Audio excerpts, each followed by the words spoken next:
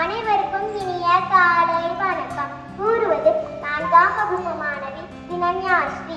திருக்குறள் அதிகாரம் 9 விருந்தோம்பல். குறள் எண் 81. விருந்தோம்பியில் வாழ்வதெல்லாம் விருந்தோம்பி வேளாண்மை செய்தற் பொருட்டு. பொருள்: இல்லற நெறியில் நின்று பொருளை போற்றி வாழ்வதன் நோக்கம் யாது?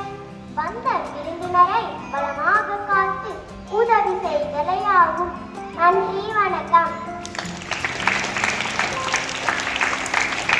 Happy morning to all.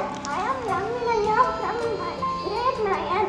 Today's thought for the day: success does not occur on you unless you give up the effort. நீங்கள் முயற்சியை கைவிடாத வரை வெற்றி உங்களை கைவிடாது. Thank you. இன்றைய திருக்குறளுடன் உங்கள் 9ஆம் வகுப்பு மாணவன் சாசா சூர்யா. குணம் நாடி குற்றமும் நாடி அவற்றுள் மிகை நாடி மிக்க பொருள்.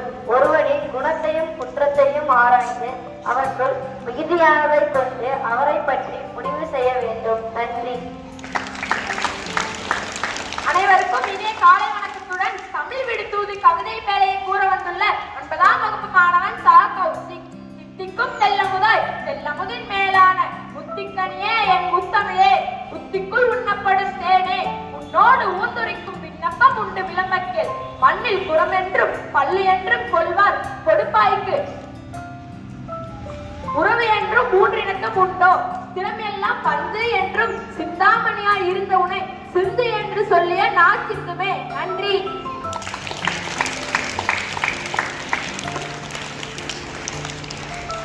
Happy birthday to R. Deena from 7th standard.